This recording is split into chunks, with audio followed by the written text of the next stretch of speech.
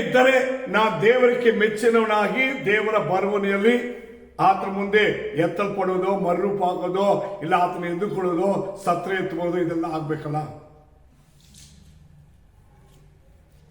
ಅದಕ್ಕೆ ತಕ್ಕಾಗಿರುವ ಜೀವನ ಇವತ್ತಿದೆಯಾ? ಈ ವಿಷಯಗಳೆಲ್ಲ ನಾವು ಅರಿಬೇಕಂದ್ರೆ ದೇವರ ದಾಸರಾಗಿರುವಂತಹ ಮೋಸೆ ದೇವರ ಹತ್ರ ಮಾಡಿದ ಪ್ರಾರ್ಥನೆಗಳಲ್ಲಿ ಈ ಕೀರ್ತನೆಯಲ್ಲಿ ಸೇರುವಂತಹ ಈ ಪ್ರಾರ್ಥನೆ ಬಹು ಶ್ರೇಷ್ಠವಾಗಿರುವ ಕಾರ್ಯವನ್ನು ವಹಿಸುತ್ತೆ. ಇದು 90ನೇ ಕೀರ್ತನೆ ಎಂಬುದು ಮೋಶೆಯ ಪ್ರಾರ್ಥನೆ. ಅಂದ್ರೆ ದಾವೀದನ ಕೀರ್ತನೆ, ಆದರೆ ಮೋಶೆಯ ಪ್ರಾರ್ಥನೆ. ದಾವೀದನು ಮೋಶೆ ನ್ಯಾಯ ಪ್ರಮಾಣವನ್ನ ತನ್ನ ಹೃದಯದಲ್ಲಿ ಧ್ಯಾನ ಮಾಡಿ ಅದನ್ನೇ ಹಗಲಲ್ಲಿ ಧ್ಯಾನ ಮಾಡಬೇಕೆಂಬುದಾಗಿ ಹೇಳಿ, ಆ ಹೃದಯವು ಹೇಗೆ ದೇವರಲ್ಲಿ ಧ್ಯಾನವಾಗಿರ್ಬೇಕು ಎಂಬುದನ್ನ ಸ್ಟಾರ್ಟಿಂಗಲ್ಲೇ ಹೇಳ್ತಾನೆ.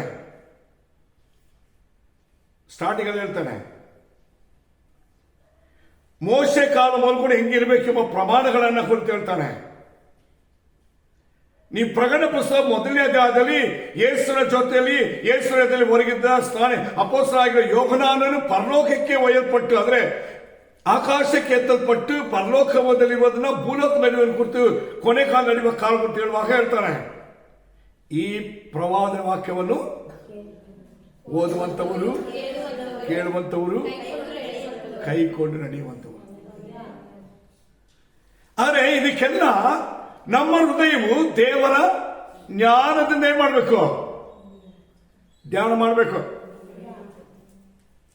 ಇವತ್ತು ವಿಶ್ವಾಸಿಗಳು, ದೇವರ ಮಕ್ಕಳು, ಸಭೆಯೋ, ಸೇವಕರು, ಈ ಭೂಮಿಯಲ್ಲಿ ನೀವು ದೇವರ ಮಕ್ಕಳು ಅಂತ ಯಾವ ರೀತಿಯಾಗಿ ಅವರ ಹತ್ರ ದೇವರ ದೃಷ್ಟಿಯಲ್ಲಿ ಅವರು ಜ್ಞಾನವುಳ್ಳವರಾಗಿ ನಡೀತಾರ? ಜ್ಞಾನವುಳ್ಳ ಅವರಿಗೆ ಯೋಚನೆ ಇದೆಯಾ? ಜ್ಞಾನ ಅಂದ್ರೆ ಗೊತ್ತಾ? ಯಾವುದು ಸರಿ ಯಾವುದೆಂಬ ತಿಳ್ಕೊಂಡ್ಮೇಲೆ ಸರಿ ಇಲ್ದನ್ನು ಬಿಟ್ಬಿಡ್ಬೇಕು, ಸರಿಯಾಗಿದ್ರು ಮಾಡಬೇಕು. ಇದು ಪೂರ್ತಿ ಸೇರಿ ಜ್ಞಾನ. ಈಗ ತುಂಬಾ ಜನರಿಗೆ ಗೊತ್ತಿದೆ, ನಾವು ಇದನ್ನು ತಿನ್ನಬಾರ್ದು ಅಂದ್ರೆ ಅದು ತಿಂತೀವಿ, ಹೋಗ್ಬಾರ್ದು ಅಂದ್ರೆ ಹೋಗ್ತೀವಿ, ಮಾತಾಡಬಾರ್ದು ಮಾತಾಡ್ತೀವಿ, ಸೇರ್ಬಾರ್ದು ಅಂತ ಸೇರ್ತೀವಿ. ಇದಕ್ಕೆ ಹೆಸರು ದೇವರ ಜ್ಞಾನ ಅಲ್ಲ, ಇದಕ್ಕೆ ಹೆಸರು ದೇವರ ಭಕ್ತಿನೂ ಅಲ್ಲ. ಇದು ಕೊನೆ ಕಾಲದಲ್ಲಿ ಸಾಧಾರಣವಾಗಿ ಆಗ್ಬಿಟ್ಟಿದೆ. ಇವತ್ತು ರಕ್ಷಣೆ ಅನುಭವ ಬಂದು ದೇವರ ಮಕ್ಕಳಾದ್ರೆ ಅವ್ರು ಹೇಳ್ಬೇಕು, ಜ್ಞಾನದ ಹೃದಯ ಬರಬೇಕು. ಮೋಶೆ ಏನ್ ಪ್ರೇ ಮಾಡ್ತಾರೆ ಗೊತ್ತಾ? ದೇವರೇ, ನನಗೆ ನನ್ನ ಆಯುಸ್ಸು ದಿನಗಳನ್ನು ಸ್ವಲ್ಪ, ಯಾವತ್ತು ಸ್ವಲ್ಪ, ಅವನ ಎಷ್ಟೊಂದು ಬದುಕಿದ್ದಾನೆ, 120 ವರ್ಷ ಬದುಕಿದವನು ಹೇಳ್ತಾನಮ್ಮ, ನನ್ನ ಆಯುಷ್ ಕಾಲ 120 ವರ್ಷದಲ್ಲಿ ಅವನು ಬದುಕಿದ ಎಷ್ಟು ವರ್ಷಮ್ಮ ದೇವರೊಂದಿಗೆ? ಬರೀ 40 ವರ್ಷ. ಹೌದಲ್ವಾ? ಈ 40 ವರ್ಷವನ್ನ ಅವನು ಹೆಂಗೆ ದೇವರೊಂದಿಗೆ ನಡ್ಕೊಂಡ ಎಂಬುದು ನಿಮ್ಗೆ ಅರ್ಥ ಮಾಡ್ಕೊಳ್ಬೇಕು. ಹೆಂಗೆ ನಡ್ಕೊಂಡ ನೀವು ಅರ್ಥ ಮಾಡ್ಕೊಳ್ಳಿ. ಆ ಜನರನ್ನ ಕಟ್ಟಿಕೊಂಡು, ಆ ಅಟಮಾರಿ ಅವಿದರು, ನಾನೆಂಬ ಅಹಂಭಾವದಲ್ಲಿರುವವರು, ಬಗ್ಗದ ಕುತ್ತಿಗೆ ಇರುವವರು, ಅಹಂಕಾರಿಗಳು, ಇವರೆಲ್ಲ ಇವ್ರ ಜೊತೆ ಕಟ್ಟಿಕೊಂಡು 40 ವರ್ಷ ನಡೆದಿದ್ದಾರೆ.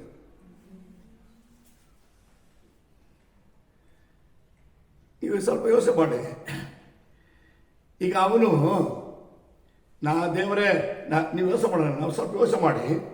ಅವನಿಗೆ ಜ್ಞಾನ ಇದೆ, ತಿಳುವಳಿಕೆ, ಅರಿವಿದೆ, ವಾಕ್ಚಾದುರ್ಯವಿದೆ, ದುಡಿಯೋದಕ್ಕೆ ಶಕ್ತಿ ಇದೆ, ಎಲ್ಲ ಮಾಡಿಕೊಂಡು ಶಕ್ತಿ ಇದೆ, ಎಲ್ಲದಕ್ಕೆ ಪ್ರವೀಣನಾಗಿದೆ. ಬೈಬಲ್ ಹೇಳ್ತದೆ ಅವನು ಯಾವುದರಲ್ಲಿ ಕೊಡ್ತೇನೆ ಇಲ್ಲ.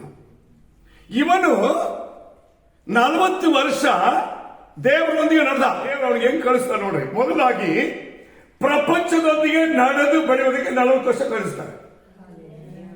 ಲೋಕದ ಜ್ಞಾನ, ತಿಳುವಳಿಕೆ, ಐಶ್ವರ್ಯ, ಸಂಪತ್ತು, ಜನ. ಸೆಕೆಂಡ್, ಪ್ರಾಣಿಗಳ ಜೊತೆ ನಡೆಯೋದಕ್ಕೆ ಅವನಿಗೆ 40 ವರ್ಷ ಕೊಡ್ತಾರೆ.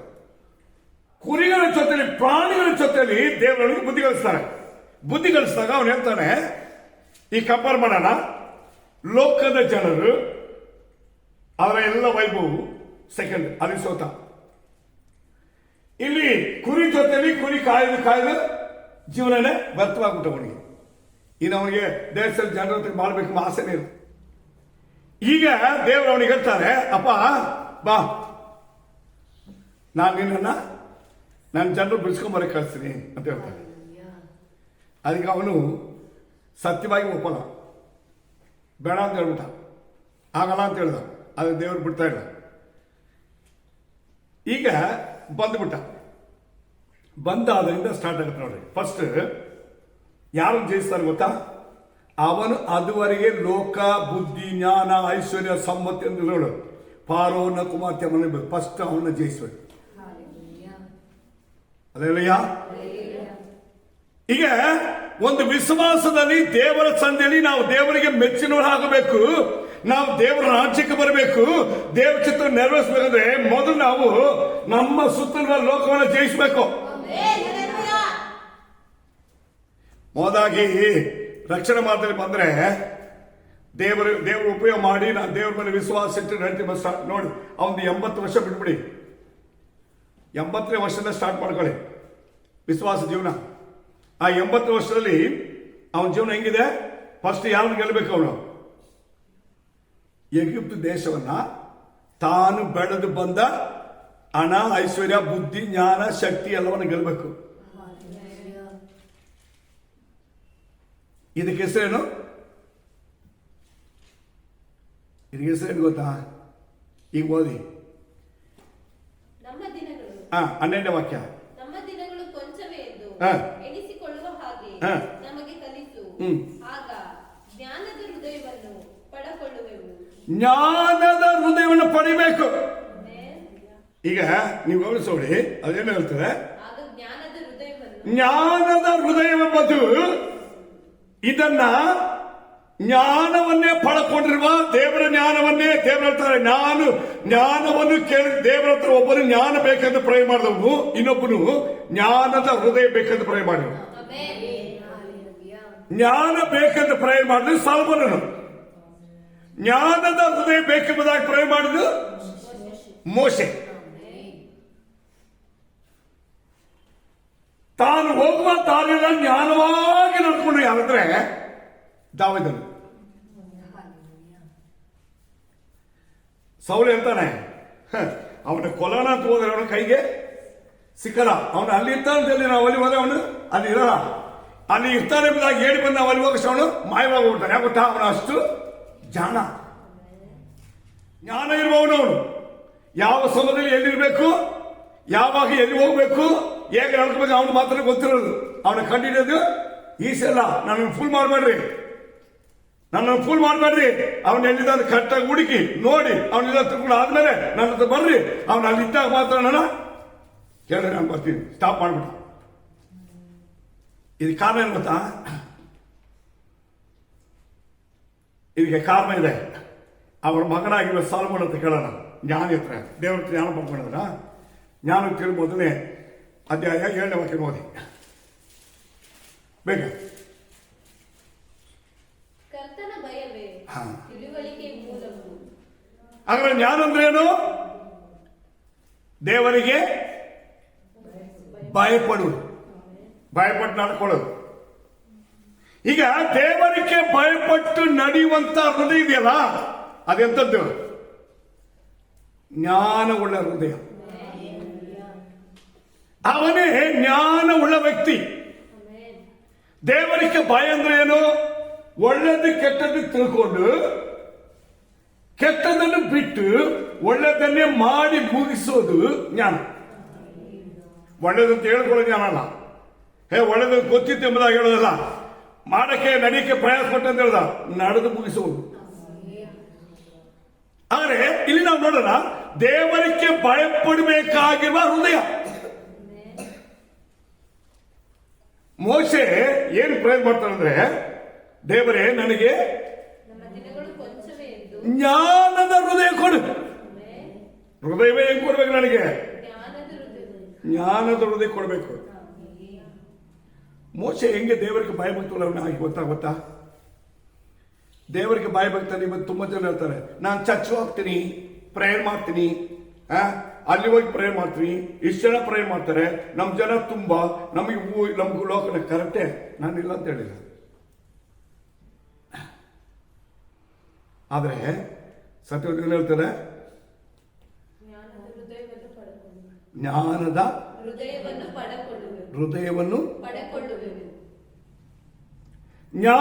ಹೃದಯವನ್ನು ಕೊಡು ದೇವರೆಂದು ಯಾಕೆ ಪ್ರೇ ಮಾಡಿದ್ದು? ಮೋಶೆ, ನನ್ನ ಹೃದಯವೇ ಜ್ಞಾನವಾಗಲಿಲ್ಲ. ಆದರೆ ದೇವರಿಗೆ ಭಯಪಡೋ ಭಯವನ್ನ ಅವನ ಹೃದಯದಲ್ಲಿ ಬಂದಾಗ, ಆ ಹೃದಯದಲ್ಲಿ ದೇವರಿಗೆ ಭಯಪಡೋ ವಿಷಯ ಬಂತ ತಿಳ್ಕೊಳ್ರಿ, ಏನ್ ನಡೀತೆ? ಇಬ್ರಾಹಿಮರ ಪತ್ರಿಕೆ 11ನೇ ಅಧ್ಯಾಯ 24ನೇ ವಾಕ್ಯ 25ನೇ ವಾಕ್ಯ. விசுவாசத்தினாலே மோசே தான் பெரியவனான போது பார்வோனுடைய குமாரத்தின் மகன் எண்ணப்படுவதை வெறுத்து ವಿರೋಧ ಮಾಡಿದಂತೆ, ಹಾಗೆ ಮಾಡಿದಂತೆ, ಕೋಪ ರೋಷವನ್ನ ನೀವು ತೋರಿಸಿದಂತೆ. ಏನಂತ ಹೇಳೋದಕ್ಕೆ? ನಾನು ಫಾರೋನ ಕುಮಾರ್ತೆಯ ಮಗನು, ನನಗೆ ಇಷ್ಟು ಲೋಕವೆಲ್ಲ ಇದೆ ಎಂಬುದಾಗಿ ಜನರ ಗುರುತಿಸುವವನಿಗೆ ದೇವರ ಜ್ಞಾನ ಇದೆಯಾ? ದೇವರಿಗೆ ಭಯಪಡುವ ಗುಣವು ಹೃದಯದಲ್ಲಿದ್ದರೆ ಆ ವ್ಯಕ್ತಿ ಅದನ್ನು ಮಾತಾಡಕ್ಕೆ ಬರುತ್ತಾ? ಬರಲ್ಲ. ಸತ್ಯವನ್ನು ಹೇಳ್ತದೆ, ಬರಲ್ಲ. ಯಾಕಂದ್ರೆ ದೇವರ ಹತ್ರ ಈ ಜ್ಞಾನದ ಹೃದಯವನ್ನು ಕೇಳಿ ಪ್ರೇಯರ್ ಮಾಡಿದವನು ಮೋಶೆ. ಆಗ ದೇವರು ಅವನಿಗೆ ಆ ಜ್ಞಾನದ ಹೃದಯ ಕೊಟ್ಟಿದ್ದಕ್ಕೆ, ಆ ಜ್ಞಾನದಲ್ಲಿ ಏನಿದೆ ಅಂದ್ರೆ ದೇವರಿಗೆ ಭಯಪಡ ಭಯ ತುಂಬಿಕೊಂಡಿದೆ. ಮೋಶೆ ನಾನು ಫಾರೋನ ಕುಮಾರ್ತೆಯ ಮಗನೆಂಬುದು ವಿರೋಧ ಮಾಡ್ತಾನೆ, ಹಾಗೆ ಮಾಡ್ತಾನೆ, ದ್ವೇಷಿಸ್ತಾನೆ. ಇವತ್ತು ನಾವೇನ್ ಮಾಡ್ತೀವಿ? ವಿಶ್ವಾಸ ಆದ್ಮೇಲೆ ಕೂಡ ಸರಿ, ನಾನು ಆಸ್ತಿ ಸೇರಿಸಿರ್ಬೇಕು, ಲೋಕ ಸೇರಿಸುವ, ಅದು ಸೇರಿಸುವ, ಅದು ಮಾಡಬೇಕು, ಅವ್ರು ಮಾಡಿ ಅವ್ರ ಮುಂದೆ ಇರೋರು ಎಲ್ಲ ದೇವರು ನಮಗೆ ಅದೆಲ್ಲ ಕೊಟ್ಟಿದ್ದಾರೆ. ನೀವು ಬೈ ನೋಡಿ, ಸತ್ಯವಾದಲ್ಲಿ ಯಾರು ಹಂಗೆ ಹೇಳ್ತಾರ? ದಾವೀದ ರಾಜನಿಗೆ ಕುರಿ ಕಾಯ್ತಾ ಇದ್ದ, ಅವನು ತಗೊಂಬಂದು ರಾಜ ಮಾಡಿದ್ರು. ರಾಜ ಮಾಡಿ ಇಡೀ ಇಸ್ರಾಯೇಲ್ ದೇಶದಲ್ಲಿರುವಂಥ ಪೂರ್ತಿ ಆಸ್ತಿ ಅಂದಸ್ತಿ ಎಲ್ಲವನ್ನ ಇವನಿಗೆ ಕೊಟ್ಟರು. ಆಗ ಅವನು ಹೇಳ್ತಾನೆ ಗೊತ್ತಾ, ದೇವರೇ, ಅವನು ಹೇಳ್ತಾನೆ, ನನಗೆ ಯಾವ ಯೋಗ್ಯತೆ ಇಲ್ಲ, ನಾನು ಇಲ್ಲಿರೋರಿಗೆ. ದೇವರ ಮುಂದೆ ಹೆಂಗಿದ ಗೊತ್ತಾ? ರಾಜವಸ್ತ್ರ ಎಂಬುದು ಮೇಲೆ ಹಾಕೋದು. ಆ ರಾಜ ವಸ್ತ್ರವನ್ನು ತೆಗೆಸಿ ಸಾಧಾರಣವಾಗಿ ಮನುಷ್ಯನ ತೇರು ಮಾಡೋದಂತೆ, ಜನರ ಜೊತೆ ಸೇರಿ ದೇವರನ್ನ ಸ್ತುತಿಸಿ ಕಾಣಬಹುದು. ಆಗ ದೇವರ ಸಹ ನಿಲ್ಬೇಕಾರೆ ಅವನು ಹೆಂಗ್ ನಿಂದ? ರಾಜನಾಗಿ ನಿಂತಿಲ್ಲ, ಕ್ವಾಲಿಫಿಕೇಶನ್ ತೋರಿಸಿಲ್ಲ, ಅವನಿಗೆಲ್ಲ ಇದೆ. ಇದು ದೇವರಿಗೆ ಭಯಪಡುವ ಭಯವನ್ನ, ದೇವರಿಗೆ ಭಯಪಡುವುದು ಅನ್ಬೋದು ಜ್ಞಾನವಾಗಿರುವುದು. ಅದು ದೇವರ ಸನ್ನಿಧಿಯಲ್ಲಿ, ದೇವರ ಮಕ್ಕಳ ಮಧ್ಯದಲ್ಲಿ, ದೇವರ ಸೇವಕರ ಮುಂದೆ, ದೇವರ ಕೊಟ್ಟ ಸಭೆಯಲ್ಲಿಯೂ, ದೇವರ ಜನಾಂಗದ ಮಧ್ಯದಲ್ಲಿ ತಮ್ಮನ್ನು ಏನ್ ಮಾಡಬೇಕು? ಬರೆದು ಮಾಡಬೇಕು. ಇವತ್ತೆಲ್ಲರೂ ಹೆಂಗ್ ನಡೀತಾರೆ ಹೇಳ್ರಿ? ಹೆಂಗ್ ನಡೀತಾರೆ? ಸಮ್ಮಕ್ಕ ಹಿಂಗೆ ತಿರುಗಿಸಿ ನಾವು ಹೆಂಗಿದ್ವಿ. ಇದೆಲ್ಲ ನಿಜವಾಗ್ಲೂ ದೇವ್ರ ಮಕ್ಕಳಂತ ಗುಣ ಬರುತ್ತಾ? ಈಗ ಅವನಿಗೆ ಅರಿಬೇಕು, ಅದಕ್ಕೆ ಸಿಂಪಲ್. ಈಗ ಅವನ ಹತ್ರ ದೇವರ ಭಯ ಇಲ್ಲದವನು ದೇವರ ಆಚೆಗೆ ಬರಕಾಗುತ್ತೆ. ದೇವರ ಭಯ ಇಲ್ಲದವರ ಹತ್ರ ದೇವ್ರ ಹೆಂಗಿರ್ತಾರೆ? ದೇವರ ಭಯ ಇಲ್ಲದವರ ಹತ್ರ ದೇವ್ರ ತನ್ನ ಕೃಪೆಯನ್ನು ಹೆಂಗ್ ಕೊಟ್ಟಿಗೆ ಅವಕಾಶ ಇರುತ್ತೆ. ಅದಕ್ಕೆ ಭಯ ಬರ್ತದೆ. ದೇವರಿಗೆ ಭಯಪಡುವ ಭಯವಂದ್ರೆ ಅದೇನದು? ಜ್ಞಾನದ ಹೃದಯ. ಜ್ಞಾನದ ಹೃದಯ ಅಂತ ಹೇಳಿದ್ರೆ ಅದು ದೇವರ ಭಯದ ತುಂಬಿರುವ ಜೀವನ. ಮೋಶೆಗೆ ದೇವರು 80 ವರ್ಷ ಆದ್ಮೇಲೆ ಈ ಜ್ಞಾನ ಬಂದಿದ್ದಮ್ಮ. 40 ವಯಸ್ಸಲ್ಲಿ ಬಂದಿಲ್ಲ. 40 ವಯಸ್ಸಲ್ಲಿ ನಾನು ಈ ದೇಶಕ್ಕೆ ರಾಜಕುಮಾರ, ಈಗ ನನಗೆ ನೆಕ್ಸ್ಟ್ ಈ ಪೋಷಣೆ ಇರೋದು. ಈಗ ನಾನೇನ್ ಮಾಡೋದು? ಈ ಜನರ ಕಾಪಾಡ್ಬೋದು, ಆ ಜನರ ಕಾಪಾಡ್ಬೋದು, ನಾನು ಅವ್ರಿಗೆ ಒಳ್ಳೆ ಮಾಡಿ ಮಾಡ್ದ, ನುಗ್ಗಿ ಹೋಗಿ ಕೊಲೆನೂ ಮಾಡ್ದ. ಅವಾಗ ಜ್ಞಾನ ಇತ್ತ? ಇಲ್ಲ. ನಾನೆಂಬ ಅಹಂಭಾವ ಇತ್ತು. ಬಲ ಇದೆ, ಬುದ್ಧಿ ಇದೆ, ಹಣ ಇದೆ, ಜನ ಇದ್ದಾರೆ, ರಾಜ್ಯವೇ ನಂದು ಅಂತ. ದೇವತೆಗಳಿಗೆ ಎಲ್ಲಿ ಆಗಿದೆ ಗೊತ್ತಾ? ನೀ ಬಾಯಿ ಭಕ್ತರಾಗಲಿ. ನೀವು ನಿಮ್ಮ ಸುತ್ತಲೂ ಪ್ರಪಂಚವು, ವಿಶ್ವಾಸಗಳು, ಸಭೆಗಳಾಗಿದೆ, ನೀವು ಹೇಗಿದ್ದೀರಿ ನೀವು ಅದು ನೋಡ್ಕೊಂಡ್ರೆ ಸಾಕು. ಯಾಕಂದ್ರೆ ಇಲ್ಲಿ ಏನ್ ಹೇಳ್ತಂದ್ರೆ ಜ್ಞಾನದ ಹೃದಯವು. ಈ ಜ್ಞಾನದ ಹೃದಯವು ಏನಿಗೆ ಬೇಕಂದ್ರೆ ದೇವರಿಗೆ ಭಯಪಡುವವರಿಗೆ ಆ ಜ್ಞಾನದ ಹೃದಯ ಇರುವುದು. ಆ ಜ್ಞಾನದ ಹೃದಯ ಇರುವ ವ್ಯಕ್ತಿಯೇ ದೇವರಿಗೆ ಭಯಪಡುವ, ಭಯದಲ್ಲಿ ಇರುವಂತ ವ್ಯಕ್ತಿ. ಅಂದರೆ ಇಲ್ಲಿ ದೇವರಿಗೆ ಭಯಪಡೋ ಭಯ ಬಂದ್ರೆ ಅದರ ಅರ್ಥ ಏನಂದ್ರೆ ಮೋಶೆ ಮೂಲವಾಗಿ ದೇವರು ಕಳಿಸ್ತಾರೆ. ಏನಂತ? ಮೋಶೆ ದೊಡ್ಡವನಾದ ಮೇಲೆ ಫಾರೋನ ಕುಮಾರ್ತೆಯ ಮಗನು ವಿರೋಧ ಮಾಡಿದನು. ಬರುತ್ತಾ ವಿರೋಧ ಮಾಡ್ದ, ಹಾಗೆ ಮಾಡ್ದ, ದೇಶಿಸಿದ. ಇದೆಲ್ಲ ಅರ್ಥ ಅದಕ್ಕೆ. ತಮಿಳಿನ ಪದ ಇದೆಯಲ್ಲ ಬರುತ್ತು, ಇದಕ್ಕೆ ಹೆಸರೇನು? ದೇವರಿಗೆ ಭಯಪಡುವ ಜೀವನ ಜ್ಞಾನದ ಹೃದಯ. ಆಗ ದೇವರು ಒಬ್ಬನಿಗೆ ಜ್ಞಾನದ ಹೃದಯ ಕೊಟ್ರೆ, ದೇವರ ಮುಂದೆ ಒಬ್ಬನು ಜ್ಞಾನಿಯಾಗಿ, ಬುದ್ಧಿವಂತನಾಗಿ, ನೀತಿವಂತನಾಗಿ ದೇವರಲ್ಲಿ ಭಯಭಕ್ತ ನಡೆದರೆ ಅವನ ಗುಣ ಸ್ವಭಾವ ಡೈಲಿಗಿರುತ್ತೆ.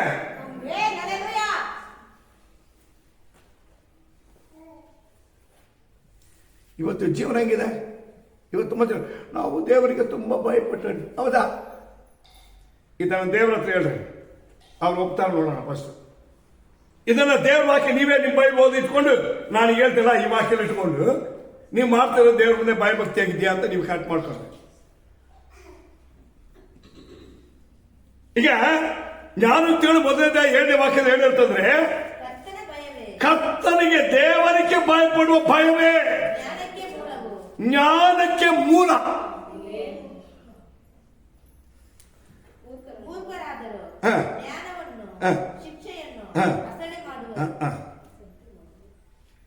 ಇದನ್ನ ಅಸಡ್ಡೆ ಮಾಡುವವರು ಶಿಕ್ಷೆ ಬಂದ್ರು ಕೂಡ ಅದೆಲ್ಲ ಏನಿಲ್ಲ ಬಿಡು, ಹೌದಲ್ವಾ? ಎಷ್ಟು ಹೊಡ್ತಾ, ಎಷ್ಟು ನಷ್ಟ, ಎಷ್ಟು ಕಷ್ಟ ಎಲ್ಲ ಅನುಭವಿಸ್ತಾರೆ. ಆದ್ರೆ ಯಾರಿಗೂ ಬುದ್ಧಿ ಬರಲ್ಲ.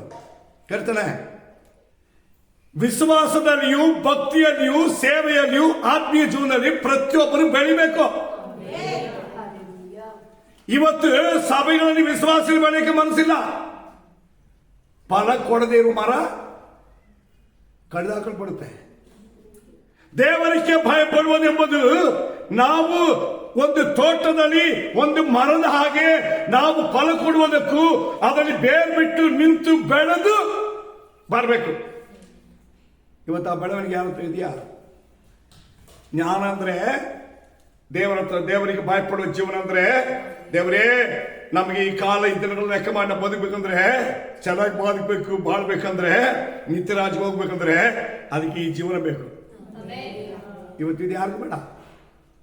ಮೋಶೆ ಅದರಲ್ಲಿ ಒಂದು ಪದ ಹೇಳ್ತಾನೆ, ತಿರುಗಿ ಓದಿ ನೋಡೋಣ 12ನೇ ವಾಕ್ಯ.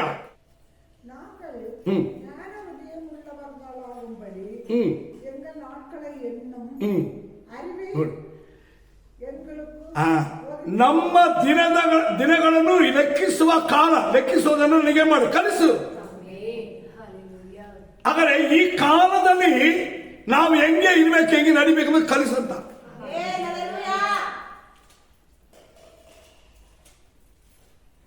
எங்கள் நாட்களை என்னும் அறிவு எங்களுக்கு போதித்தருಳು.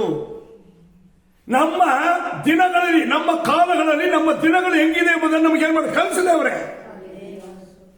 ನಾವೇನ್ ಪ್ರೇ ಮಾಡ್ತೀವಿ ಇವತ್ತು? ನಾವು ಹೇಗೆ ದೇವರಿಗೆ ಭಯಭಕ್ತಿಗಳಾಗಿ ನಡ್ಕೊಳ್ತೀವಿ?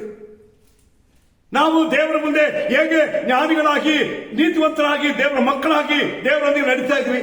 ನಮ್ಮನ್ನು ಪರಿಶೋಧನೆ ಮಾಡಿ. ಇನ್ನೊಂದು ವಾಕ್ಯ ಕೊಡೋಬ್ರಿ, 10ನೇ ವಾಕ್ಯ.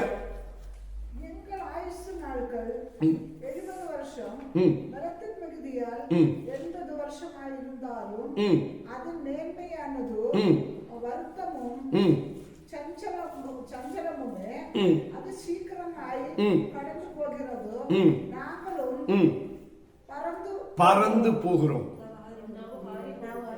ಏನ್ ಹೇಳ್ತೆ? ನಮ್ಮ ಆಯುಷ್ಕಾಲವು ನಮ್ಮ ಆಯುಷ್ಕಾಲ 70 ವರ್ಷ, ಬಲ ಹೆಚ್ಚಿದ 80 ವರ್ಷ. ಕಷ್ಟ ಸಂಕಟಗಳೇ, ಅದರ ಆಡಂಬರ, ಅದರ ಗೌರವ ಏನು ಗೊತ್ತಾ? ಕಷ್ಟ ಸಂಕಟಗಳೇ. ಅದು ಬೇಗನೆ ಗತಿಸಿ ಹೋಗುತ್ತದೆ. ಅದೇನ್ ಮಾಡ್ತದೆ? ಬೇಗ. ಅದರ ಕಷ್ಟ ಸಂಕಟ ಏನ್ ಮಾಡ್ತಾರೆ? ಅದೇ ಹೇಳ್ರಿ. ಲೇವಿಯ ಕಷ್ಟ ಸಂಕಟ ಏನ್ ಮಾಡುತ್ತೆ? ಬೇಗನೆ ಗತಿಸಿ ಯಾರಿಗೆ ಹೋಗುತ್ತೆ? ದೇವರಲ್ಲಿ ಭಯಭಕ್ತಿ ಉಳ್ಳವರಿಗೆ, ಜ್ಞಾನವಾಗಿ ನಾನು ದೇವರ ಮುಂದೆ ಹೆಂಗೆ ನಡಿಬೇಕು, ಹೆಂಗಿರ್ಬೇಕು ಎಂಬುದು ದಿನಗಳನ್ನು ಲೆಕ್ಕ ಮಾಡಿ ಜೀವನ ಮಾಡುವವರಿಗೆ ಅದು ಬೇಗನೆ ಗತಿಸಿ ಹೋಗುತ್ತೆ. ಅದು ಹೆಂಗ್ ಹೋಗುತ್ತದೆ? ಯೋಚನೆ ಮಾಡಿದ್ರೆ ಇವತ್ತಿಗೆ ನನಗಿರುವ ಕಷ್ಟ ಶೋಧನೆಗಳೇ ನಮ್ಮ ಆಯುಷ್ಕಾಲದಲ್ಲಿ ಅದರ ಆಡಂಬರ ಕಷ್ಟ ಸಂಕಟ ದೇವರು ಹೇಳಿದ ಪರವಾಗಿಲ್ಲ, ಎದುರುಬೇಡ ಮಗಳೇ, ಎದುರುಬೇಡ, ನಾನು ನಿನ್ನ ಜೊತೆಗಿದ್ದೀನಿ, ಲೋಕವು ನಿಮಗೆ ಕಷ್ಟದ ಮಧ್ಯದಲ್ಲಿದೆ, ನೀವು ಕಷ್ಟದಲ್ಲಿದ್ದೀರಿ, ಎದುರುಬೇಡ, ನಾನು ಲೋಕವನ್ನು ಜಯಿಸ್ತೀನಿ ಅಂತ ಹೇಳ್ತಾರಲ್ಲ, ಇದು ಹೇಳುವ ಅರ್ಥ ಏನು ಗೊತ್ತಾ? ಅದು ಬೇಕನೆ ಗತಿಸಿ ಹೋಗುತ್ತೆ. ಇದು ನೀವು ತಿಳ್ಕೋಬೇಕು. ಈಗ ಬೇಗ ಹೋಗೋದಕ್ಕೆ ನೀವು ಬಿಟ್ಕೊಳ್ಳಲ್ಲ, ಅದೇನೋ ಬೇಗ ಹೋಗುತ್ತೆ, ಇವ್ರು ಬಿಟ್ಟತಾನೆ ಹೋಗೋದಕ್ಕೆ. ಹೇಳ್ಕೊಳಮ್ಮ, ಇವತ್ತು ದೇವರಿಗೆ ಭಯಪಡೋ ಭಯ ಅಂದ್ರೆ ಅದು ಸಭೆಗಿರುವಂತ ಭಯ, ಸೇವಕರಿಗಿರುವಂತ ಭಯ, ನಾವು ಕೇಳುವ ದೇವರ ವಾಕ್ಯಕ್ಕೆ ತಕ್ಕಾಗಿ ನಡಿಬೇಕೆಂಬ ಭಯ, ನಡೆದಿಲ್ವಲ್ಲ ಎಂಬ ಭಯ, ನಾನು ತಪ್ಪಬಾರದು ಎಂಬುದಾಗಿರುವ ಭಯ. ಈ ಭಯವೇ ದೇವರಿಗೆ ಭಯಪಡೋ ಭಯ. ನಾವು ಸ್ವಲ್ಪ ಯೋಚನೆ ಮಾಡೋಣ. ಸತ್ಯವಾದ ಏನು ಹೇಳ್ತಾ ಗೊತ್ತಾ? ಈಗ ಅತ್ರ ವಾಕ್ಯ ನೀವು ಓದುವಾಗ ಬೇಗನೆ ಅದು ಬೇಗನೆ ಗತಿಸಿ ಹೋಗುತ್ತೆ. ನಾವು ಹಾರಿ ಹೋಗುತ್ತೇವೆ. ಆರಿ ಹೋಗ್ಬೇಕಾಗಿರೋ ಅದನ್ನ ಹೇಳಿಯ ಮೋಸ ಹೇಳ್ತಾನೆ, ಮನುಷ್ಯನು ನಮಗೆ ಎಷ್ಟು ಕಷ್ಟ ಬಂದ್ರೆ ಏನ್ ಮಾಡ್ತದೆ? ಬೇಗ ಗತಿಸಿ ಹೋಗುತ್ತೆ. ಅದನ್ನ ನಾನು ಕಂಡಿದ್ದೀನಿ. ಈಗ ನೀರಿಲ್ಲಂತ ಬರೀತು, ಆ ಕಷ್ಟ ಬೇಗ ನಿವಾರಣೆ ಆಯ್ತು. ಒಂದೇ ನಾನು ಹೋಗ್ಬಿಟ್ಟು ಕೋಲ್ ತಗೊಂಡೋಗಿ ಒಂದು ಕಲ್ಲು ಹೊಡೆದೆ, ಬೇಕಾದಷ್ಟು ನೀರು ಬಂದ್ಬಿಟ್ಟು ಇಷ್ಟು ಜನಕ್ಕೆ ಊಟ ಕೊಡ್ಬೇಕಾಯ್ತು. ಆಗಾರಕ್ಕೆ ನಾವು ಏನ್ ಮಾಡಕ್ಕೆ ಅಂತ ಹೇಳಿ ಅವರೆಲ್ಲ ಬಂದು ನನ್ನ ಮೇಲೆ ಕಲ್ಲು ಹೊಡಿಲಿಕ್ಕೆ, ಸಾಯಿಸಲಿಕ್ಕೆ ಉರಿದಾಗಿ ನಿಂತರು. ನಾನು ಹೋಗಿ ದೇವ್ರ ಹತ್ರ ಮೊಣಕಾಲು ಬಿದ್ದೆ. ದೇವ್ರ ಗೊತ್ತಾ? ತಕ್ಷಣ ಮಾಡಿದ್ರು, ಮನ್ನ ಕೊಟ್ರು, ತಿನ್ನಕ್ಕೆ ಮಾಂಸ ಕಡಿದ್ರು, ಕೊಟ್ರು. ಈಗ ಅವ್ರ ಕಷ್ಟ ಹೆಂಗ್ ಬರಿಗಾರಾಗುತ್ತೆ? Practical life. ಇವತ್ತು ದೇವ ಜನರಿಗೆ ನಾನು ಇಂಥ ಕಷ್ಟ ದೇವರಿಗೆ ಮರೆಯುತ್ತೆ, ದೇವರಿಂದ ನನ್ನ ಬಿಡಿಸ್ತಾರೆ. ಯಾರು ಹೇಳ್ತಾರಮ್ಮ? ಎಷ್ಟು ಜನ ಹೇಳ್ತೀವಿ ಇವಾಗ? ಯಾಕಂದ್ರೆ ದೇವರ ಮುಂದೆ ನಿಲ್ಲುವಂತ ಸಭೆ ಆಗಲಿ, ಸೇವಕರಾಗಲಿ, ವಿಶ್ವಾಸವಾಗಲಿ, ರಕ್ಷಣೆ ಆಗಲಿ ಯಥಾರ್ಥವಾಗಿರ್ಬೇಕು. ದೇವರಿಗೆ ಭಯ ಎಂಬುದು ಹೃದಯ ಶುದ್ಧಿ ಇರುವುದು. ಹೃದಯದಲ್ಲಿ ದೇವರನ್ನು ಗೊತ್ತ, ಬಾಯದಲ್ಲಿ ನಡೆಯುವಂತ ಜೀವನ. ಹಲ್ಲೆಲೂಯಾ. ವಿಶ್ವಾಸಿಗಳು, ದೇವ ಜನರು ನಮಗೆ ಅಭ್ಯಂತರ ಮಾಡುವ ಕಷ್ಟವೋ, ನಷ್ಟವೋ, ಪರ್ಯಾಸವೋ, ಅವಮಾನವೋ, ಸಾಲವೋ, ಕಷ್ಟವೋ ಏನೇ ಬನ್ನಿ, ನೀವು ಯೇಸುವಿನಲ್ಲಿಟ್ಟ ದೃಷ್ಟಿ, ನೀವು ಪ್ರಾರಂಭಿಸುವ ವಿಶ್ವಾಸ ಓಟ, ನಿಮ್ಮ ಮುಂದೆ ಇರುವ ದೇವರ ಸಭೆಯು, ನಿಮ್ಮ ಮುಂದೆ ಇರುವ ದೇವರ ವಾಕ್ಯ ಉಪದೇಶವು, ರಕ್ಷಣೆ ಮಾರ್ಗವು, ನಿಮ್ಮ ಮುಂದೆ ಯೇಸುವನ್ನು ಮಾತ್ರ ಇಟ್ಕೊಂಡು ನಡೀರಿ. ಹಿಂದಕ್ಕೆ ಹೋಗಬೇಡ, ಎಡಕ್ಕೆ ಬಲಕ್ಕೆ ಹೋಗಬೇಡ. ಇದನ್ನೇ ಮೋಶೆ ಕಾಲದಲ್ಲಿ ಮೋಶೆಗೆ ಹೋದ ಮೇಲೆ ದೇವರು ಯೋಶುವನ ಹತ್ರ ಇದನ್ನೇ ಹೇಳ್ತಾರೆ. ಯೋಶುವ ಪುಸ್ತಕ 1ನೇ ಅಧ್ಯಾಯ 7ನೇ ವಾಕ್ಯ ಹೋದ್ರಿ.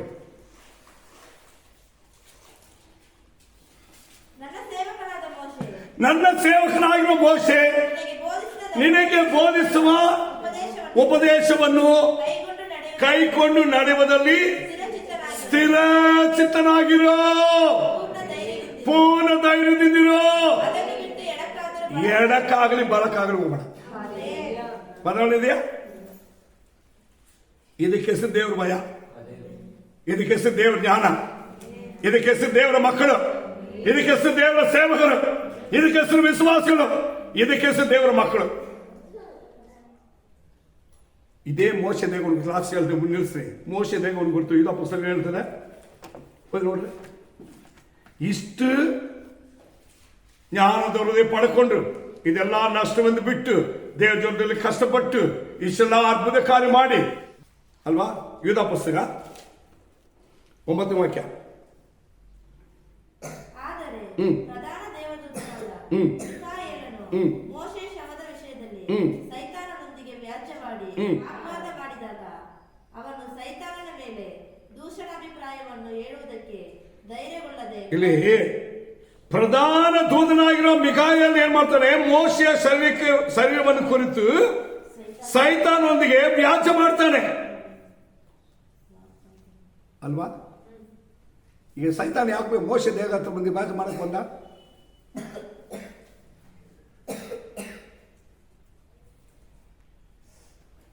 ಅವನಿಗೆ ಸೈತಾನ್ ವ್ಯಾಜ್ಯ ಮಾಡಕ್ಕೆ ಅಡ್ಡ ಬಂದಿದ್ದಾನಂತ ಹೇಳಿದ್ರೆ, ದೇವರ ಮನೆಯಲ್ಲಿ ನಾನು ನಂಬಿಕೆಸಾಗಿದ್ದವನು, ಈ ನ್ಯಾಯ ಪ್ರಮಾಣವೇ ಲೋಕಕ್ಕೆ ದೇವರ ಮೂಲವಾಗಿ ಕೊಟ್ಟಿರೋದು. ಕೆಂಪು ಸಮುದ್ರ ದಾಟಿ ಪಾರೋನ್ ಸೈನ್ಯ ಎಗುಪ್ತ ಸೈನ್ಯವನ್ನು ನಾಶ ಮಾಡಿದ್ದು ಅಲ್ವಾ? ಎಷ್ಟು ಅದ್ಭುತ ಕಾರ್ಯ ಮಾಡಿದಾನೆ ಇದೆಯಾ ಬೈಬಲ್? ಇಷ್ಟೆಲ್ಲ ಮಾಡಿದ ಅವನ್ನೇ ತಪ್ಪಿಸ್ಕೊಳ್ಳಕ್ಕೆ ಅವನಿಗೆ ವಿರುದ್ಧವಾಗಿ ಸೈತಾನ ಎಲ್ಲ ತಪ್ಪು ಹುಡುಕ್ತಾನೆ ಅಂತ ಹೇಳ್ಬೇಕಾರೆ, ಇವತ್ತು ಮಾಡೋದೆಲ್ಲ ಮಾಡ್ಬಿಟ್ಟು ದೇವರು ಕ್ಷಮಿಸ್ತಾರೆ, ದೇವ್ರ ಕೃಪೆ ಇದೆ, ದೇವ್ರು ನಮ್ಮ ಪ್ರಾರ್ಥನೆ ಕರ್ತಾರೆ, ಹಂಗೆ ಇಟ್ಕೊಂಡಿರ್ತಾರೋ? ದೇವ್ರ ಮಕ್ಕಳಾಗಿದ್ದೀವ? ತನ್ನ ಪರಾತ್ಮನ ಮರವಾಗಿರುವಂತ ಸರ್ವಶಕ್ತರ ಆಶ್ರಯವಾಗಿರುವಂತ ದೇವರ ಹಾಲನ್ನು ನಮ್ಮನ್ನು ಇಟ್ಟಿದ್ದಾರೋ? ಅಲ್ಲೇ ಹೇಳ್ರಿ, ಅಲ್ಲೇಲಿಯಾ. ಇದು ಪರಾತ್ಮರನ ನಿವಾಸ ಸ್ಥಾನ, ಇದು ಪರಾತ್ಮರನ ಮರವು, ಇದು ಸರ್ವಶಕ್ತರ ಆಶ್ರಯ. ಮಕ್ಕಳಲ್ಲಿ 1000 ಜನ ಬಲಕಲ್ಲಿ 10,000 ಸತ್ತು ಬಿದ್ದು ನಿನ್ನನ್ನು ತಟ್ಟಲ್ಲ. ಯಾವ ವ್ಯಾಧಿಯು ಯಾವ ಕೇಡು ನಿನ್ನ ಗೂಡಾರ ಸಮೀಪಕ್ಕೆ ಬರಲ್ಲ. ಯಾವ ಕೇಡು ನಿನಗೆ ಸಂಭವಿಸಲ್ಲ. ಯಾವತ್ತವಾಗಿರೋ ವಿರೋಧವಾಗಿರೋ ಉಪದ್ರವಗಳು, ಕಷ್ಟವೋ, ಶೋಧನೆ ಕೊಟ್ಟವೋ ನಿನ್ನ ಮನೆಯಲ್ಲಿ ಬಂದು ನಿನ್ನನ್ನು ಹಿಂಸೆ ಪಡಿಸಿ ನಿನ್ನನ್ನು ಕೆಡಿಸೋದಕ್ಕೆ ದೇವರು ಬಿಟ್ಟು ಕೊಡಲ್ಲ. ಅದು ಸ್ವಲ್ಪ ದಿನ, ಅದು ಬೇಕಂದ್ರೆ ಕದಿಸಿ ಹೋಗುತ್ತೆ. ನೀವು ಆರಿ ಹೋಗ್ಬೇಕಾದ ಜನ, ನೀವು ರೆಡಿ ಆಗಲಿ. ಏಸು ಬಂದ್ರೆ ಸತ್ತವರೊಳಗೆ ಎದ್ದು ಆರಿ ಹೋಗ್ಬೇಕು, ಬದುಕಿದ್ರೆ ಮರುರೂಪಾಗಿ ಆರಿ ಹೋಗ್ಬೇಕು. ಇಂಥ ದೇವರಿಗೆ ಭಯಪಡುವ ಜೀವನನೇ ಕೊಡೆಯ. ದೇವರಿಗೆ ಭಯಪಡುವ ಜೀವನವು, ದೇವರ ಮುಂದೆ ಜ್ಞಾನವುಳ್ಳ ಭಯಭಕ್ತಿಯುಳ್ಳ ಜೀವನವು, ದೇವರ ಮುಂದೆ ಜ್ಞಾನವುಳ್ಳ ಹೃದಯವು, ದೇವರಿಗೆ ಭಯಭಕ್ತಿಯುಳ್ಳ ಒಂದು ವ್ಯಕ್ತಿ ಆಕಾಶಕ್ಕೆ ಮರುರೂಪ ಆಗೋದಕ್ಕೆ ಪಕ್ಕನೆ ಒಯ್ಯಲ್ಪಡಬೇಕಾದ ಅನುಭವದಲ್ಲಿ ಜೀವಿಸಬೇಕಾದ ಜೀವನವು ಹೆಂಗೆ ಇರಬೇಕೆಂಬುದನ್ನ ಆವತ್ತು ಮೋಶೆ ಹೇಳ್ತಾನೆ. ಅದು ಗದಿಸಿ ಹೋಗುತ್ತೆ, ನಾವು ಹಾರಿ ಹೋಗ್ತೀವಿ. ಅವನ ಅನುಭವ ನೋಡ್ರಿ, ಸತ್ಯವಾದ ಹೇಳ್ತದೆ. ಇಂಥ ದೇವರ ಮಹಿಮೆಯಾಗಿರುವ ಆಶೀರ್ವಾದಕ್ಕೆ ದೇವರು ನಮ್ಮನ್ನು ಕಾದಿದ್ದಾರೆ. ನಮ್ಮನ್ನ ಪರಿಶ್ರಮ ಮಾಡಿ ದೇವರನ್ನು ಸಂಭ್ರಮಿಸಿಕೊಳ್ಳೋಣ. ಕರ್ತನಿಗೆ ಭಯಪಡೋ ಭಯ, ಜ್ಞಾನವುಳ್ಳ ಹೃದಯ, ಕರ್ತನ ಬರಮನೆಯಲ್ಲಿ ಈ ಪ್ರಪಂಚದ ಕಷ್ಟದ ಮಧ್ಯದಲ್ಲಿ, ಸಂಕಟದ ಮಧ್ಯದಲ್ಲಿ, ಅದು ಕೆಲವೇ ದಿನಗಳು ಅಥವಾ ಕೆಲವೇ ಸಮಯವು, ಅದು ಬೇಗನೆ ಗಂಧಿಸಿ ಹೋಗುತ್ತದೆ. ನಾವು ಆರಿ ಹೋಗುವಂತವರಾಗ್ತೀವಿ. ದೇವರ ಹತ್ರ ಬೇಡಣ, ಸಮರ್ಪಿಸೋಣ. ಜ್ಞಾನದ ಹೃದಯವನ್ನು ಕೊಡಿ ರಾಜ. ನಮ್ಮ ದಿನಗಳನ್ನು ಲೆಕ್ಕ ಮಾಡಿ ಜೀವಿಸುವ ಜೀವಿತ ಕೊಡೆಯ.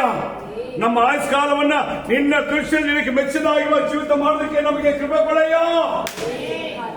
ಆ ಮೋಶೆ ದೇವರ ಮನೆಯಲ್ಲೆಲ್ಲ ನಮಗೆ ಸಾಗಿದನು. ಅವನನ್ನ ಸ್ನೇಹಿತನು. ನಾನು ಅವನ ಸಹ ಮಾತಾಡಿದ್ರೆ ಮುಖವಾಗಿ ಮಾತಾಡ್ತೀನಿ ಎಂಬುದಾಗಿ ದೇವರ ಬಗ್ಗೆ ಸಾಕ್ಷಿ ಕೊಡ್ತಾರಲ್ಲ, ಅಂತ ಮಗಿಮೂಳೆ, ಅದ್ಭುತವಾಗಿರುವ ಮಗಿಮೂಳೆ ಆತನನ್ನು ನಾವು ನೋಡುವಾಗ ಈ ದಿನದಲ್ಲಿ ನಮ್ಮ ಪ್ರಾರ್ಥನೆ, ನಮ್ಮ ವಿಶ್ವಾಸ, ನಾವು ದೇವರ ಮುಂದೆ ಇರುವಂತಹ ಭಯಭಕ್ತಿ, ನಮ್ಮ ಹೃದಯ, ನಮ್ಮಲ್ಲಿ ಆತ್ಮೀಯವಾಗಿರುವ ಭಯಭಕ್ತಿ ಒಂದು ಸಾರಿ ಪರಿಶೋಧನೆ ಮಾಡೋಣ. ಈ ವರ್ಷ ಎಷ್ಟು ದಿನಗಳು ಕಳೆದು ಹೋಗಿದೆ, ಎಂತೆಂಥ ಕಾರ್ಯಗಳು ನಡೆದಿವೆ. ನಮಗೆ ದೇವರು ಎಷ್ಟು ಅದ್ಭುತಗಳು ಮಾಡಿದ್ದಾರೆ, ಎಷ್ಟು ಬಿಡುಗಡೆ ಕೊಟ್ಟಿದ್ದಾರೆ, ಎಷ್ಟು ಸಹಾಯಕ ನಿಂತಿದ್ದಾರೆ. ಮುಂದೆ ದೇವರೇ ನಾನು ಕಡೆಯವರೆಗೆ ಸ್ಥಿರವಾಗಿ ನಿಂತು ಮುಂದೆ ಸಾಗೋದಕ್ಕೆ ಒಂದು ತೀರ್ಮಾನ ನನ್ನಲ್ಲಿದೆ, ಒಂದು ತೀರ್ಮಾನ ನನ್ನಲ್ಲಿದೆ. ಇವತ್ತು ನಮ್ಮನ್ನ ಪರಿಶೋಧನೆ ಮಾಡೋಣ. ಆ ತೀರ್ಮಾನ ಇರುವವರಿಗೆ ದೇವರು ಹೇಳ್ತಾರೆ, ಇನ್ನು ನಿಮಗೋಸ್ಕರ ಯುದ್ಧ ಮಾಡುವ ದೇವರಿದ್ದಾರೆ, ನಿಮಗೋಸ್ಕರ ಯುದ್ಧ ಮಾಡೋಕೆ ದೇವರಿದ್ದಾರೆ. ನೀವು ಮುಂದೆ ಹೋಗ್ರಿ, ಮುಂದೆ ಹೋಗ್ರಿ, ಮುಂದೆ ಹೋಗ್ರಿ ಎಂಬುದನ್ನು ನಡೆಸೋದಕ್ಕೆ ದೇವರು ನಮ್ಮ ಸಂಗಡ ಇರ್ತಾರೆ. ಹೌದು ರಾಜ, ನಾನು ಮುಂದೆ ಮುಂದೆ ಸಾಗಬೇಕು. ಮುಂದೆ ಮುಂದೆ ಸಾಗ್ಬೇಕಯ್ಯ. ನಾನು ಹಿಂದಕ್ಕೆ ಹೋಗಬಾರ್ದು, ಎಡಕ್ಕೆ ಹೋಗಬಾರ್ದು, ಬಲಕ್ಕೆ ಹೋಗಬಾರ್ದು. ನಿನ್ನ ಮೇಲಿಟ್ಟ ದೃಷ್ಟಿ, ನಿನ್ನ ಮೇಲಿಟ್ಟ ವಿಶ್ವಾಸ, ನಿನ್ನ ಮೇಲಿಟ್ಟ ನಿನ್ನಲ್ಲಿ ಭಯಭಕ್ತಿಯುಳ್ಳ ಜೀವನ, ನನ್ನ ಹೃದಯದಲ್ಲಿ ನಿನಗೆ ಭಯಪಡುವ ಅನುಭವ ದಿನ ದಿನಕ್ಕೆ ಮುಂದಕ್ಕೆ ಹೋಗ್ಬೇಕು ರಾಜ. ನಿನ್ನನಕ್ಕಾಗಿ ಯುದ್ಧ ಮಾಡುವ ದೇವರಾದ ನಮ್ಮನ್ನ ಪರಿಶೋಧನೆ ಮಾಡೋಣ, ಸಮರ್ಪಿಸೋಣ, ಪ್ರಾರ್ಥನೆ. ಗ್ಲೋರಿ. ಭೂಪ ಲೋಕದ ಒಡೆಯನಾಗಿ ಸೋಲಿಸುತ್ತಾ ದೇವರೇ, ಈ ಒಳ್ಳೆ ಸಮಯಕ್ಕಾಗಿ ಸ್ತೋತ್ರಯ್ಯ. ಎಲ್ಲ ನಿನ್ನ ವಾಕ್ಯಗಳನ್ನ ದೇವರೇ ನಮ್ಮ ಮಕ್ಕಳು ಅರ್ಥ ಮಾಡಿಕೊಳ್ಳಲಿ, ನಿನ್ನ ಬರವಣಿಗೆ ಸಿದ್ಧವಾಗಲಯ್ಯ. ಈ ಪ್ರಪಂಚವು ಲೋಕದ ಕಾರ್ಯಗಳಪ್ಪ ಗೆಲ್ಲುವುದಕ್ಕೆ ನಿನ್ನ ಮಕ್ಕಳು ಒಬ್ಬೊಬ್ಬರಿಗೆ ನೀನು ಬಲ ಕೊಡು ರಾಜ. ನಿನ್ನ ಮೇಲೆ ವಿಶ್ವಾಸಕ್ಕೆ, ಭಕ್ತಿಗೆ, ಆತ್ಮೀಯ ಜೀವನಕ್ಕೆ ಅಪ್ಪ ನಿನ್ನಲ್ಲಿ ಭಯಭಕ್ತಿಯುಳ್ಳವರಾಗಿ ನಡೆಯುವಂತ ಆ ಜ್ಞಾನವುಳ್ಳ ಹೃದಯವುಳ್ಳ ಮನುಷ್ಯರಾಗಿ ನಿನ್ನಲ್ಲಿ ಬಲವುಳ್ಳ ಮಕ್ಕಳಾಗಿ ನಿಲ್ಲುವುದಕ್ಕೆ, ನಡೆಯುವುದಕ್ಕೆ ನಿನ್ನ ಮಕ್ಕಳು ಒಬ್ಬೊಬ್ಬರನ್ನ ಬಲಪಡಿಸ ರಾಜ, ಒಬ್ಬೊಬ್ಬರನ್ನು ಬಲಪಡಿಸ ರಾಜ. ಈಗ ಇರುವಂತಹ ಶೋಧಗಳು, ಇಕ್ಕಟ್ಟುಗಳು, ಸಾಲಗಳು, ವ್ಯಾಧಿಗಳು, ಪರ್ಯಾಸಗಳು, ಅವಮಾನಗಳು ಅದು ಗದಿಸಿ ಹೋಗುತ್ತದೆ. ನಿನ್ನ ಮಕ್ಕಳು, ನಿನ್ನ ಜನರು ಹಾರಿ ಹೋಗುವಂತೆ ಮಾಡುವ ದೇವರು ನೀನಿದೆ ಎಂಬುದಾಗಿ ನಿನ್ನ ಬಲದಲ್ಲಿ, ನಿನ್ನ ಕೃಪೆಯಲ್ಲಿ, ನಿನ್ನ ವಿಶ್ವಾಸದ ಮಾರ್ಗದಲ್ಲಿ, ನಿನ್ನ ರಕ್ಷಣೆಯ ಮಾರ್ಗದಲ್ಲಿ ಕಡೆವರೆಗೆ ದುಡುವಾಗಿ ನಿಂತು ಹಾರಿ ಹೋಗುವ ಅನುಭವಕ್ಕೆ, ರೂಪಾಂತರವಾಗುವ ಅನುಭವಕ್ಕೆ ನಿನ್ನ ಜನರನ್ನ ನೀನು ರೂಪಿಸು ರಾಜ, ರೂಪಿಸು ರಾಜ. ಸೈತಾನ ಸಕಲ ಕುಯಿತುಗಳು ಯೇಸು ನಾಮದಲ್ಲಿ ತೆಗೆಸಲ್ಪಡಲಿ. ಎಲ್ಲ ಕುಯಿತಿಯ ಸ್ವಭಾವ ಗುಣಗಳು ತೆಗೆಸಲ್ಪಡಲಿಲ್ಲ. ಸತ್ಯವು ಸತ್ಯವನ್ನು ಆಧಾರ ಮಾಡಿಕೊಳ್ಳುವಂತ ಸತ್ಯದ ಆತ್ಮವು ಒಬ್ಬೊಬ್ಬರಲ್ಲಿ ಬಲಪಡಿಸಲಿ, ಒಬ್ಬೊಬ್ಬರನ್ನು ಧೈರ್ಯಪಡಿಸಲಿಲ್ಲ. ಬಲಗಿನರಿಗೆ ಬಲ ಉಂಟಾಗಲಿ, ಶರೀರ ಉಂಟಾಗುವ ನೋವು, ಆತ್ಮಲ್ಲಿ ಚಿಂತೆಗಳು, ಯೋಚನೆಗಳು, ಬಾಧಗಳು, ಮನಸ್ಸನ್ನು ಸಂಚಲನಪಡಿಸುವ ಎಲ್ಲ ಸ್ವಭಾವಗಳು ಯೇಸು ನಾಮದಲ್ಲಿ ಬಿಟ್ಟಾಗಲಿ ರಾಜ. ಅದ್ಭುತ ಕಾರ್ಯ ಮಾಡಿ ಕರ್ತನೆ, ನಿನ್ನ ಬಲದಲ್ಲಿ ಒಬ್ಬೊಬ್ಬರು ತುಂಬಿಸು, ನಿನ್ನ ಕೃಪೆಯಲ್ಲಿ ಅಭಿಷೇಕ ಮಾಡಿ ನಿನ್ನ ನಾಮದಲ್ಲಿ ಮೈಪಡಿಸು.